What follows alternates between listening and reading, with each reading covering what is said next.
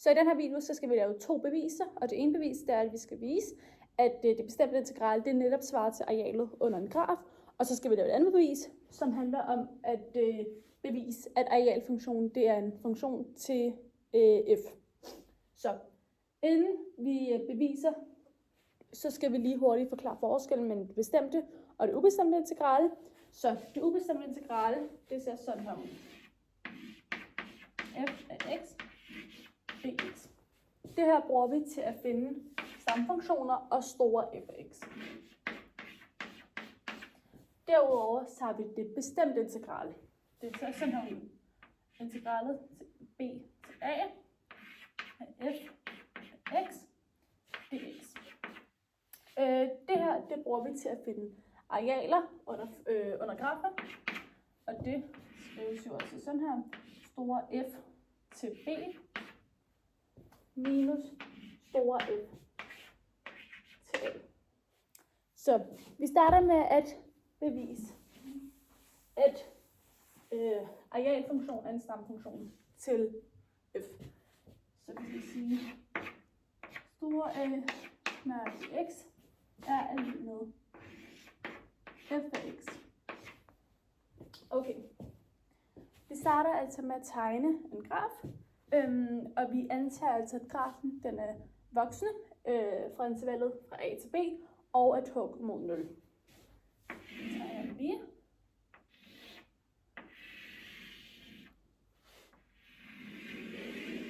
Så den er altså voksende fra a til b.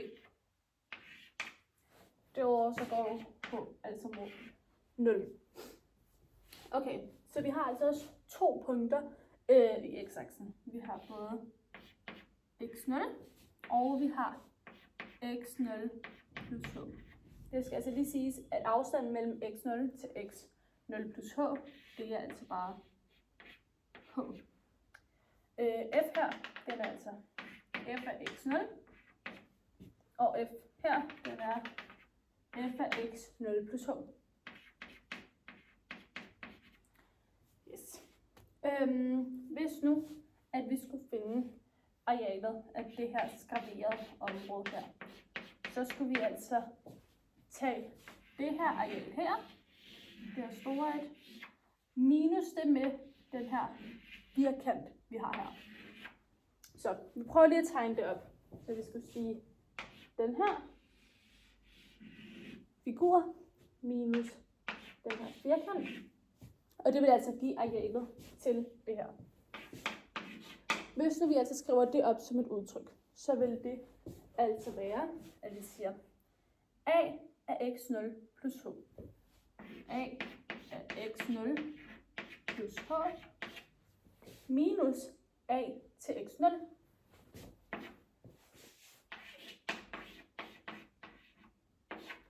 Det her vil altså give det her herover, det vil give det her areal her. Nu prøver vi altså lige at zoome ind til vores graf. Vi prøver at zoome ind mellem x0 til x0 plus h. Det er præcis samme princip med, at grafen den er voksende i intervallet fra a til b, og at h går mod 0. Så der er voksende her. Så skriver vi x0 og x0 plus h. Så har vi f af x0, og vi har f af x0 plus h her. Okay, så her så kan man altså se, at der er en rektangel her. Vi har det her areal, så har vi hele det her store areal her. Og så kan man altså også tegne endnu en større firkant her. Så den her lille rektangel her, den er altså mindre eller lig med den her figur, vi har her. Og den her figur, vi har her, den er altså mindre eller lig med den store firkant, vi har her.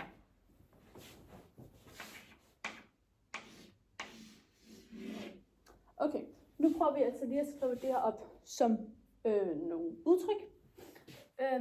Så den her rektangel, vi har her, så er det jo altså bare længde gange bredde. Det vil sige, det er f af x0 gange h.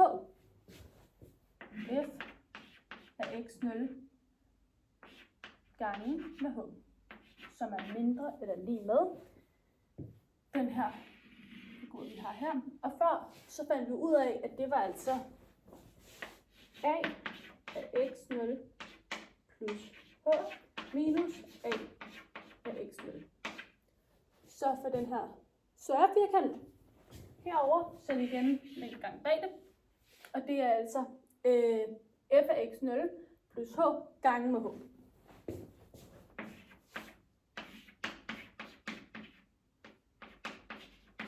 Gange med h. Okay, vi ved, at f den er kontinuert, og vi ved også godt, at h den går mod 0. Ja, så først så vil vi altså lige gøre sådan så, at sekantens hældning den kommer mere frem. Sekantens hældning, det er altså a af x0 plus h minus a af x0. Derover så dividerer man med h. Så det her, det er sekantens hældning. Og for at sekantens hældning skal sådan komme frem her, så skal vi dividere med h. Så vi dividerer med h her. Vi dividerer med h her. Og vi dividerer med h her. Så her går h ud med den her. Og den går med den her. Så det vil sige, det er f af x0, som er mindre eller lige med a af x0. A af x0 plus h minus a af x0. Det er med h, som er mindre eller lige med f af x0 plus h. Okay, så vi ved jo, at h den går mod 0. Når h går mod 0 her, så sker der jo ikke så meget. Vi har ikke noget h her. Så det er altså bare stadig f af x0. Når den her derovre, når den går mod h, så bliver det altså tangenthældning. Så det vil sige, det er stor A, f, stor mærke. Og den er altså mindre eller lige med. Og når f af x0 plus h, den går mod h, så bliver h så småt, at vi altså bare kan skrive f af x0.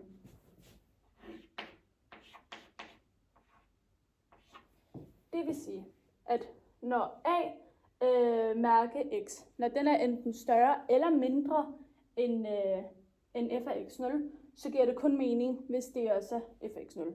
Derfor er det her bevis altså gennemført. Nu går vi altså videre til bevis nummer 2, hvor det er altså, at vi skal vise, at det bestemte integral, det svarer netop direkte til arealet. Så vi prøver lige hurtigt først at tegne en graf fra intervallet A til B. Vi tilføjer et punkt, som hedder x0.